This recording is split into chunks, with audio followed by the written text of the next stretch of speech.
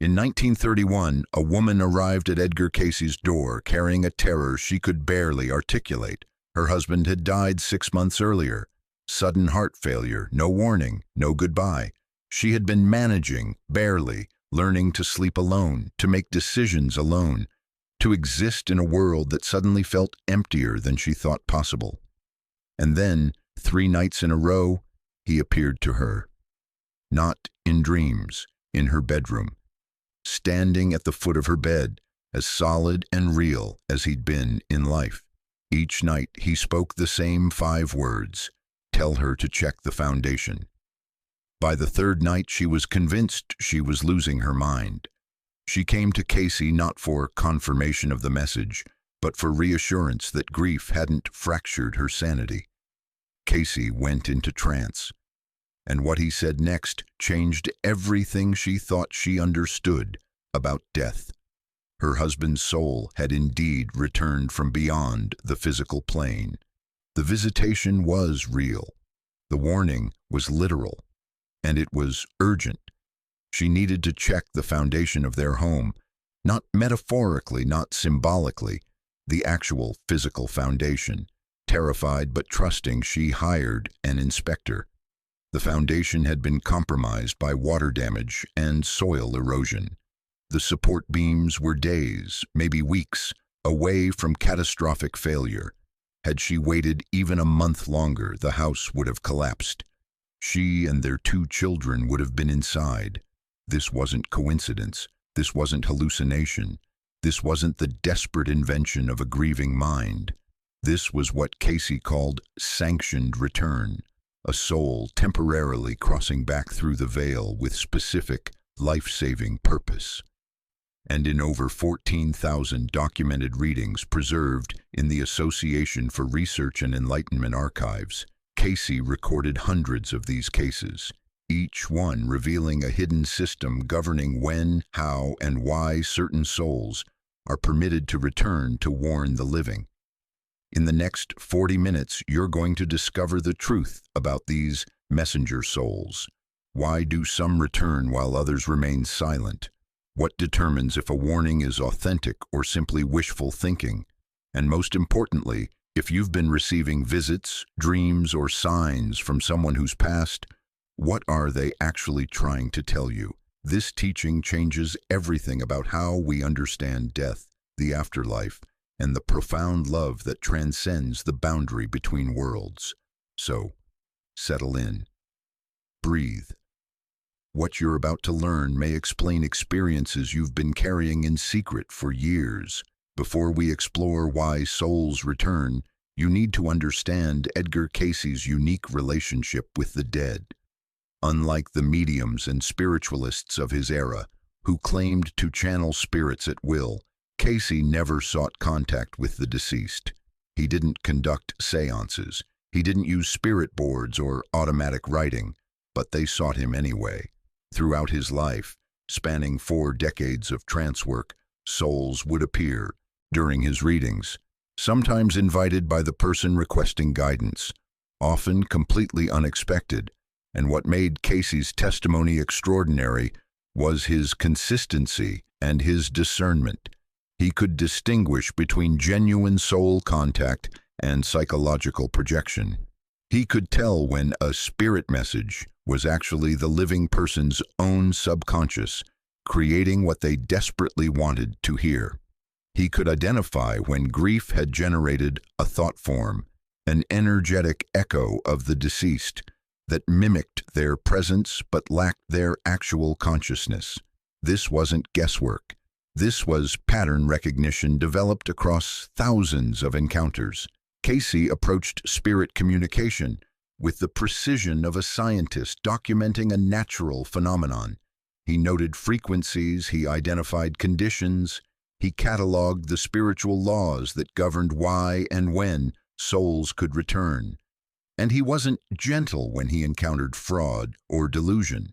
In one case preserved in the ARE archives, a woman insisted her deceased mother was speaking to her constantly, giving advice about everything from what to cook for dinner to which dress to wear. Cayce's reading was direct. This is not the mother entity. This is the daughter's own mind, creating comfort through familiar patterns. The true mother has moved beyond such concerns and communicates, when she does, through feeling rather than instruction. The woman was devastated at first, then relieved, because Cayce gave her something more valuable than false comfort. He gave her truth. He explained that not every dream of a deceased loved one is actual contact. Not every sign carries meaning beyond what our pattern-seeking minds create. But when contact was real, when a soul had genuinely crossed back, it followed specific principles that Cayce spent his life documenting. And understanding those principles is essential, because right now, in this moment, someone watching this video may be receiving a warning from the other side and not recognizing it for what it is. The dead speak in languages we've forgotten how to hear, but Cayce remembered, and he left us the map. Here's the core mystery that haunted everyone who came to Cayce with questions about the afterlife. Why can some souls return to communicate while others cannot? If love transcends death, if consciousness survives the body, why doesn't every deceased person reach out to those they left behind? Cayce's answer revealed a cosmos far more ordered than most spiritual teachings suggest. He said there's a law of sanctioned return, an actual spiritual principle, as precise as any physical law, that determines which souls are permitted to cross back temporarily and under what circumstances. This isn't about the soul's will alone. It's about cosmic permission. Listen carefully, because this changes everything. After death, souls don't have unlimited freedom to interact with the physical plane. There are boundaries, not imposed by authoritarian decree, but maintained by energetic necessity. Most souls, after passing through what Cayce called the Great Silence, that period of integration and life review, move into dimensions where direct physical plane communication becomes impossible. Not forbidden, not prohibited, literally outside their vibrational range. Think of it this way. Once a soul has expanded into higher frequencies, returning to physical density is like asking you to squeeze back into the consciousness of an infant. You remember being an infant, but you cannot actually return to that state of awareness without losing everything you've become since. But certain souls, under specific conditions, are granted temporary access back. Cayce identified 3 primary conditions for sanctioned return. The first condition is urgent protective necessity. When someone still living is in danger, they cannot perceive, and the deceased soul has information that could prevent harm. Return may be sanctioned, but here's the crucial detail. The danger must be significant, life-threatening, soul path-altering. Souls aren't permitted to return just to offer advice about minor inconveniences. The cosmic law respects human free will and the learning that comes from navigating ordinary difficulties. But when death or irreversible harm looms, and the living person lacks the awareness to protect themselves, intervention becomes necessary. The second condition is completion of soul contracts. Before incarnation, souls make agreements with each other. Sometimes these agreements involve specific exchanges, teachings, or resolutions that must occur during physical life. When death interrupts these contracts before completion, the cosmic law sometimes allows return, not to override the natural order, but to fulfill what was agreed upon before either soul took form. Cayce described one case where a father died suddenly, leaving financial information his family desperately needed but couldn't locate. In life, he had promised to ensure his family's security. His death seemed to violate that soul contract. He returned in dream to his eldest son, showing him exactly where documents had been hidden. The son woke with perfect clarity of the location, a place he'd never thought to look. The documents were there. The family was provided for. The contract was complete. And after that, the father never appeared again. His obligation was fulfilled. The third condition is collective service. Sometimes a soul returns not for one person, but to deliver a message that serves the awakening of many. These are the rarest sanctioned returns, and they're often the most powerful. Cayce himself received visits from souls who had been spiritual teachers in life, returning to offer guidance that he would then share through his readings with thousands of people. These weren't personal messages. They were teachings meant to ripple outward. Here's what makes this law so profound. The return is always temporary, always purposeful, and always requires enormous energetic expenditure on the part of the returning soul. They're not casually dropping by. They're sacrificing their own rest, their own integration, their own evolutionary process to serve your protection or growth. When a soul returns to warn you, they're demonstrating a love so vast it interrupts their own journey to safeguard yours. That should tell you something about how important the message is, but it should also tell you something about how deeply you're valued. When a soul returns to warn the living, how does that contact actually manifest? How do you know what you're experiencing is real and not imagination, grief, or wishful thinking?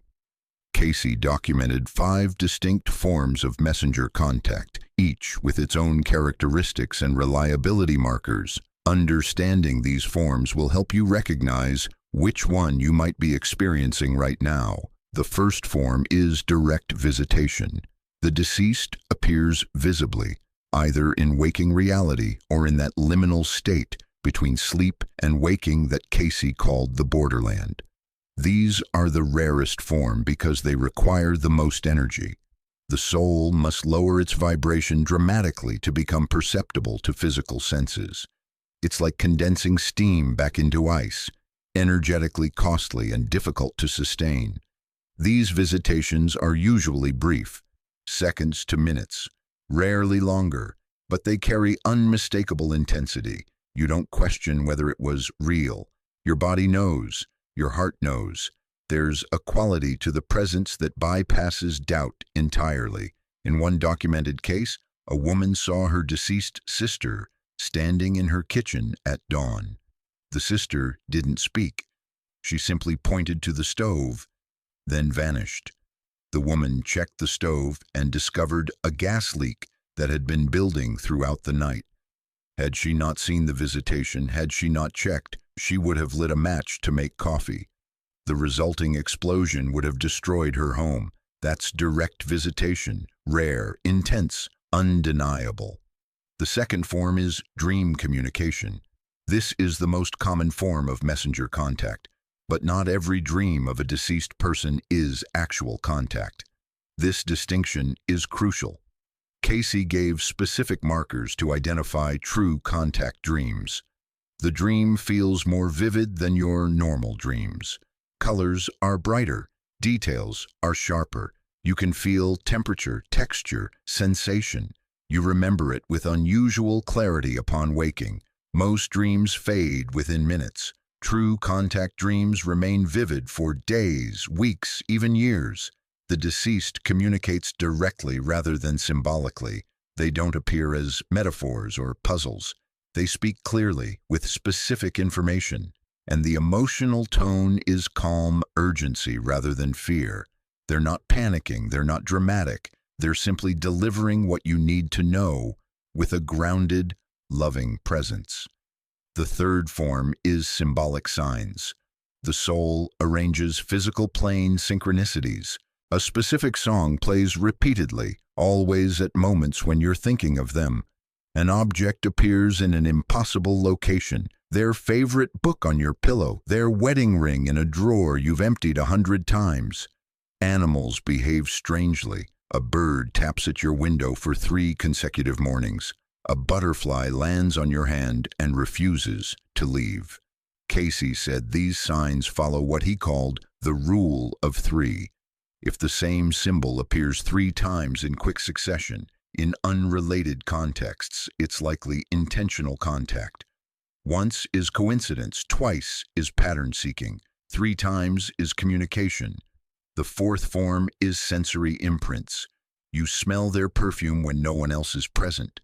You feel a hand on your shoulder when you're alone in a room. You hear their voice calling your name from the next room, only to find the space empty. These aren't hallucinations. They're fragments of the soul's presence. Cayce described them as energetic fingerprints, residual impressions left in the physical plane when a soul crosses through. They're brief but undeniable. The fifth form is intuitive download. This is often the most reliable because it bypasses the filters of personality and doubt. You suddenly know something you couldn't possibly know, that someone is in danger, that you need to check something specific, that a choice you're about to make is wrong. No voice, no vision, no dream, just knowing. It arrives complete like a file downloaded directly into your awareness. Cayce said this form requires the highest receptivity because there's nothing dramatic to grab your attention. It's quiet, subtle, easily dismissed. But it's often the clearest transmission because it moves directly from soul to soul without passing through the distorting lens of sensory perception. Understanding which form you're experiencing helps you discern authentic contact from wishful thinking, and that discernment could save your life. But what are these souls actually trying to tell you? What warnings appear most frequently? That's what we explore next. Not all messenger souls return with the same type of warning. After analyzing thousands of documented cases, Cayce noticed distinct categories of messages that appeared repeatedly. Understanding these categories helps you interpret what you're receiving. Let me share the 7 most common warnings deceased souls attempt to deliver. The first warning is physical danger. This is what we saw in the opening story. The soul alerts you to threats you cannot see, structural damage in your home, undiagnosed health issues, mechanical failures that could cause accidents. Cayce said these warnings are usually specific and urgent, not vague feelings of unease but clear directives. Check the brakes on your car. See a doctor about the pain in your back. Don't board that flight. In one case preserved in the archives, a man dreamed 3 consecutive nights of his deceased father showing him a specific intersection. The dream was so persistent that the man changed his usual route to work, avoiding that intersection entirely. That morning, a truck ran a red light at that exact spot. The collision killed 2 people. Had he taken his normal route, he would have been there at the precise moment of impact. That's physical danger warning. Specific, urgent, life-saving. The second warning is relationship betrayal. The deceased warns you about someone living whose intentions aren't what they seem. These warnings are delicate because they risk not being believed. You don't want to think ill of someone you trust. You resist believing that the person you love could be deceiving you. But the deceased can perceive energy and intention more clearly than we can while embodied. They see beyond masks, beyond performance, beyond the social facades that fool us in physical life. Cayce documented a case where a widow kept dreaming of her deceased husband pointing at her business partner and shaking his head. She dismissed it for months. The partnership seemed solid, profitable, harmonious, until she discovered he'd been embezzling for over a year, systematically draining the business she and her late husband had built together. The deceased husband had been trying to warn her, but she couldn't allow herself to see it until the evidence became undeniable. The third warning is wrong path correction. You're about to make a major life decision, marriage, career change, relocation, and the deceased soul knows from their expanded perspective that this path leads away from your highest purpose. These warnings often come as gentle but persistent discomfort rather than dramatic intervention. You're planning a wedding and you keep dreaming of your deceased grandmother looking sad. You're about to accept a job offer and you keep smelling your deceased father's cologne at odd moments, always accompanied by a feeling of not this.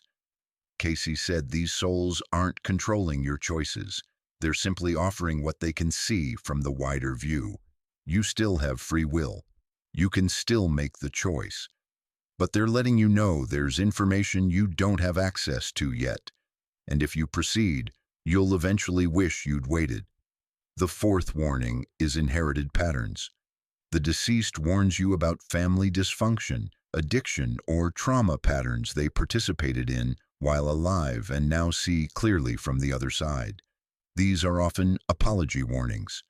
Don't repeat what I did. Learn from my mistakes. Break the cycle I couldn't break. Cayce described one woman who kept dreaming of her deceased alcoholic father, begging her to stop drinking. She wasn't an alcoholic, she was what people called a social drinker. But in the dream, he showed her what she couldn't see yet. The pattern was already forming, the same justifications, the same slow descent he'd experienced. She stopped drinking entirely after the third dream. Years later, she realized he'd saved her from the same destruction that had taken him. The fifth warning is timing alerts. Wait, not yet, soon, now. The soul can sometimes perceive timing with greater accuracy than we can and will intervene to speed up or delay our actions. Sometimes you're moving too fast, about to commit before you're ready. Sometimes you're hesitating when the window of opportunity is closing. The deceased soul sees the flow of events with a clarity we lack and offers course corrections. The sixth warning is hidden information, documents, money, secrets, truths that the deceased knew but didn't share before death. They return to ensure crucial information doesn't die with them. Cayce documented countless cases of souls revealing where wills were hidden, where safety deposit boxes existed, where family secrets had been buried, sometimes literally, showing locations where important objects had been buried in yards or hidden in walls. The seventh warning is soul mission reminders. The most profound warnings aren't about danger, but about forgetting. The deceased reminds you of what you came here to do, especially if grief or distraction is pulling you away from your purpose. These souls often say some version of, "Don't let my death stop your life. Complete what we both came here to complete." A mother who dies reminds her daughter to finish the degree she'd abandoned. A mentor who passes reminds his student to publish the work they'd started together. A child who doesn't survive reminds the parent that their life still has purpose, still has meaning, still matters. If you've been receiving persistent thoughts, dreams, or signs from someone who's passed, check your experience against these 7 categories. One of them will likely resonate, and that resonance is your confirmation that what you're receiving is real. But if this resonance is here, why isn't it happening for everyone? Why do some receive warnings while others hear only silence? The answer is both comforting and challenging. This question carries more pain than perhaps any other in the realm of after-death communication. If they loved me, why haven't they contacted me? Why do some people receive visits and others don't? I need you to hear Cayce's answer clearly because it addresses a wound so many carry in secret. It's not about love. It's about vibrational access and spiritual law. A soul's ability to return depends on several factors, and none of them relate to how much they care about you. The first factor is the soul's post-death state. If a soul is still in what Cayce called the Great Silence, that period of integration immediately following physical death, it cannot return. During this time, which usually lasts 3 days but can extend longer depending on how the person died, the soul is essentially in a cosmic cocoon. It's processing its entire life, reviewing every moment, integrating every lesson. It's inaccessible even to itself, much less to the living. This is why Cayce always advised people not to grasp desperately for contact in the first days after someone passes. The soul isn't ignoring you. It literally cannot hear you yet. The second factor is the soul's evolutionary level. Highly evolved souls often move into dimensions so elevated that returning to physical plane frequency becomes nearly impossible. It would be like asking you to return to thinking like an infant, not just pretending, but actually compressing your consciousness back into that limited awareness. It's not that they won't. They literally cannot lower their vibration that far without fragmenting. These souls communicate through other means: synchronicity, intuitive knowing, working through other people, arranging circumstances rather than appearing directly. Their love reaches you, but not through the channels you expect. The third factor is the living person's receptivity. Sometimes, and this is hard to hear, the soul is trying desperately to make contact, but cannot break through the grief, the anger, the dense emotional field surrounding the living person. Cayce said grief creates a kind of energetic static that blocks transmission. It's like trying to make a phone call through interference so loud neither party can hear the other. Paradoxically, the people who most desperately want contact are often the ones who cannot receive it, because their desperation creates the very interference that prevents connection. This isn't your fault. Grief is natural, necessary, sacred, but it does create temporary, energetic conditions that make subtle communication impossible. Sometimes the kindest thing a deceased soul can do is wait. Wait until your grief softens enough that you can hear their whisper. The fourth factor is karmic prohibition. Occasionally, the soul could return, has the energy to return, wants to return, but is shown by guides or higher wisdom that contact would actually harm the living person's growth. If you need to learn to stand alone, if receiving comfort from the deceased would prevent necessary maturation, contact is gently denied, not as punishment, as protection. Cayce described one case where a young widow begged her deceased husband to contact her.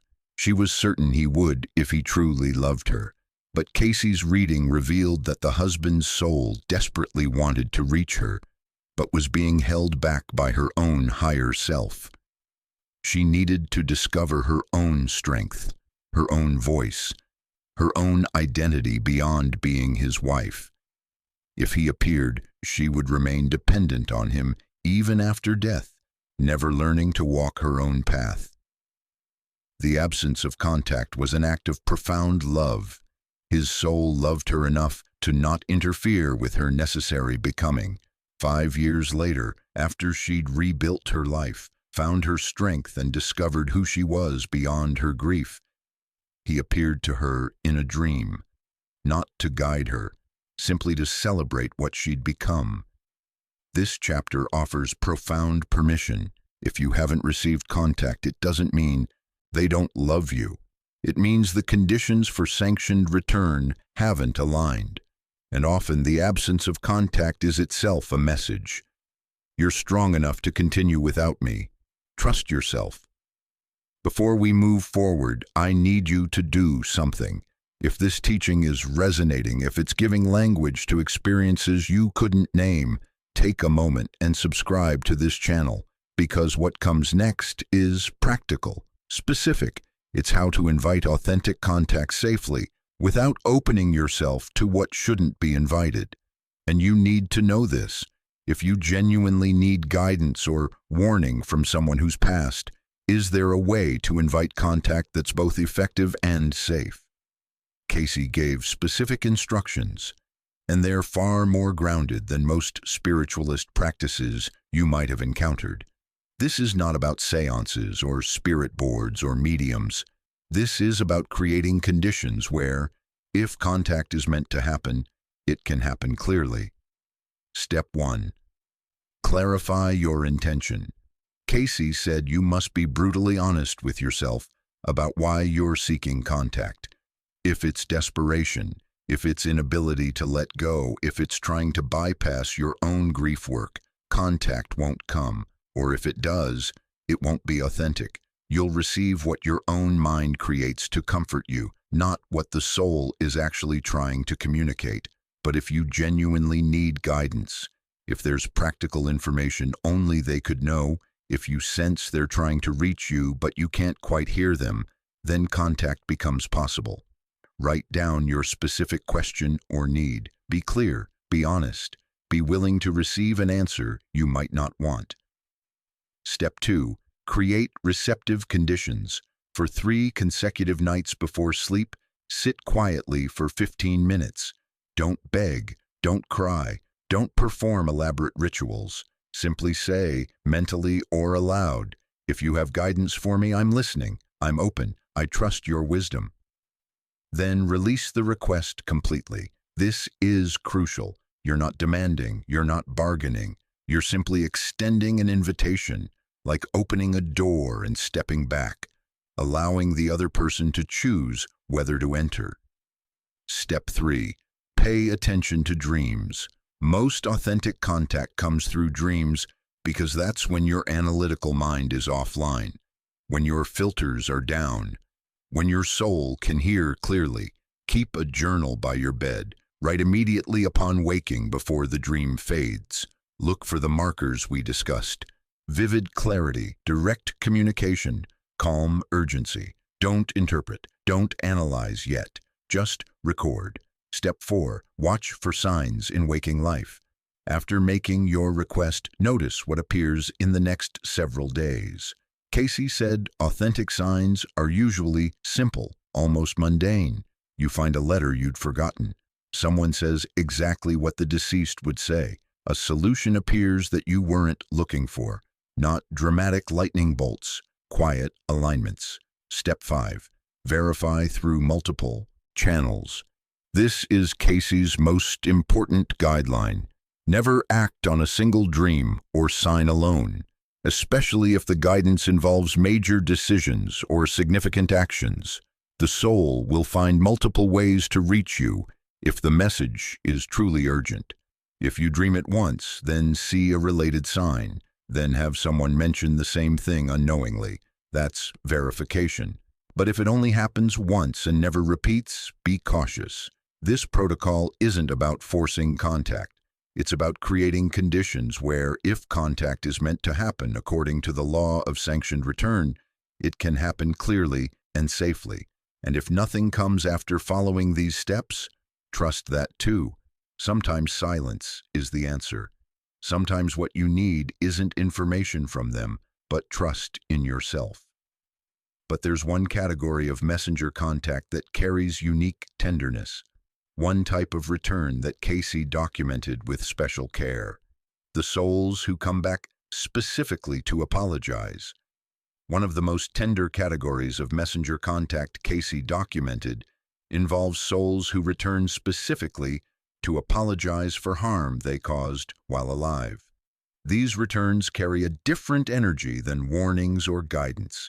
They're saturated with remorse, with recognition, with the devastating clarity that comes when a soul finally sees, truly sees, what it could not perceive through the fog of its own woundedness. During the life review in the Great Silence, souls don't just remember their actions. They experience them from the other person's perspective. They feel what they made others feel. The parent who withheld love experiences the child's ache of unworthiness. The spouse who betrayed experiences the partner's shattering of trust. The addict who neglected their family experiences the abandonment, the fear, the endless waiting for someone who never came home. And sometimes the grief of that recognition is so profound that the soul petitions for temporary return, not to escape accountability, not to be absolved, but to offer the amends they couldn't give before death. These returns follow a specific pattern Cayce observed repeatedly. The deceased appears in dream or vision, usually weeping or expressing deep remorse. They don't make excuses, they don't explain or justify. They simply say some version of, "I'm so sorry, I see now what I did. I understand what I couldn't understand then.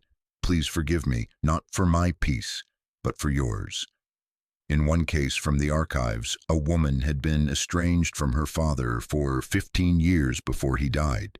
He'd been violent during her childhood, unpredictable, terrifying. She'd cut contact to protect herself and had no regrets about that choice. When he died, she felt nothing. Relief, maybe, but no grief. 3 months later, he appeared in her dream. He was on his knees, tears streaming down his face, and he said, "I was broken. I broke you, and I'm so sorry.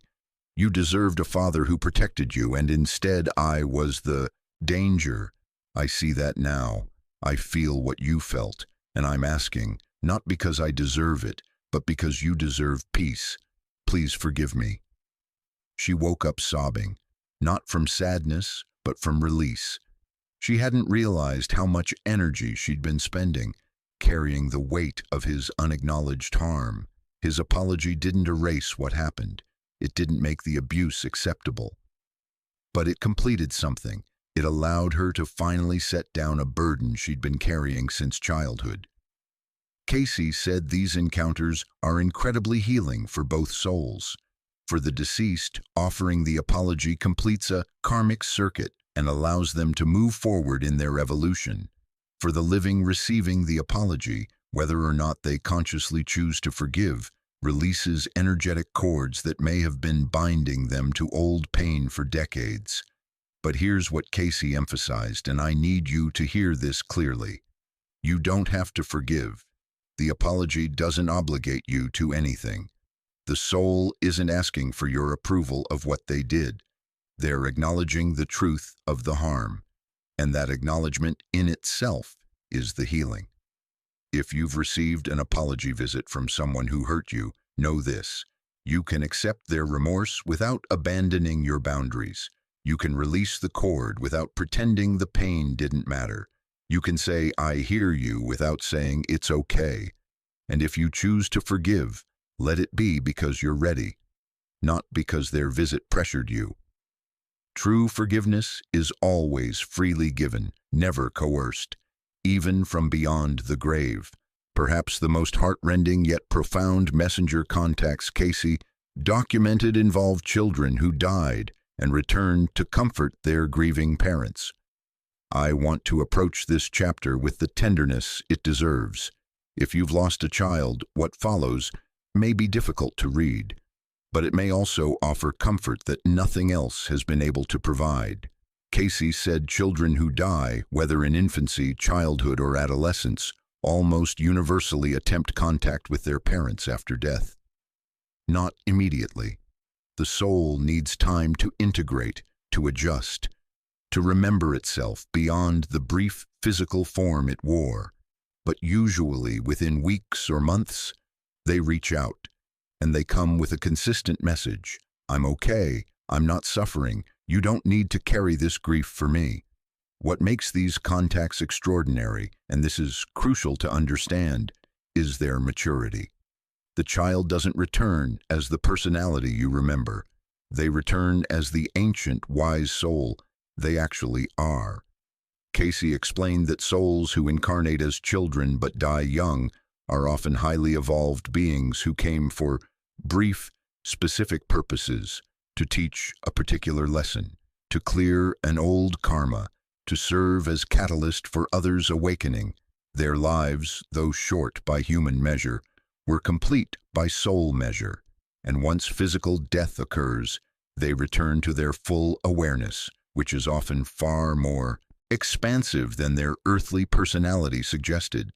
So when they appear to their parents, they don't come as the confused or frightened child the parent fears they might be.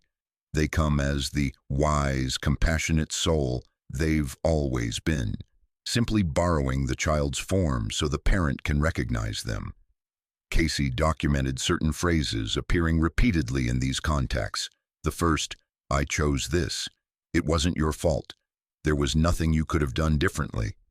They release parents from guilt, from the torturous replay of "what if," from the crushing weight of believing they failed to protect their child. The second, "My life, even though brief, was complete. I experienced what I came to experience." They reframe the tragedy as a fulfilled soul contract rather than a life cut short. What looks like incompletion from the human perspective is wholeness from the soul perspective. The third, I'm not gone. I'm closer to you now than I was when I was in a body. They help parents understand that physical absence isn't the same as soul separation. The connection hasn't been severed, it's simply changed form. The fourth, please keep living. Don't let my death become the only thing you remember about your life. They give permission, even insistence, that the parent continue their own journey, that they laugh again, love again, find purpose again. Not forgetting the child, but not being consumed by the loss either. In one documented case, a mother lost her infant daughter to SIDS. The guilt was unbearable. She'd been asleep when it happened. She hadn't checked on her. She blamed herself with a ferocity that was destroying her marriage, her health, her will to live. 6 months after the death, the child appeared to her in a dream, unlike any she'd ever experienced. The infant appeared as a young woman, radiant, whole, smiling, and said, "Mom, I came to teach you about love, and I did. The love you feel for me didn't die when my body did. That love is eternal. That's what I came to show you. Now live in that love, not in the grief." The mother woke transformed. The pain didn't disappear, but the guilt did. She finally understood that her daughter's brief life had purpose, had meaning, had completion, even if she couldn't see it from her human perspective. Cayce said parents often resist these contacts because accepting them feels like betraying their grief, like minimizing the loss. But he emphasized, you can receive the child's message and still miss them terribly. These aren't mutually exclusive. The soul knows you're grieving. They're not asking you to stop. They're asking you not to drown. If you're a parent who's lost a child and you haven't received contact, remember what we discussed earlier. The soul may still be integrating. The timing may not be right yet. Or your grief may be creating interference they can't penetrate. But your child's soul is aware of you, always. And when the conditions align, when you're ready to receive, without being shattered by receiving, they will find a way to reach you. Of that, Cayce was absolutely certain, but not every contact that claims to be from a deceased loved one is authentic. This is where we must bring discernment, because there are false messengers, and knowing how to recognize them isn't just important, it's essential. Not every spirit claiming to be a deceased loved one is who they say they are. Cayce issued clear warnings about deceptive entities that masquerade as returned souls, and learning to discern the difference is crucial for your spiritual safety.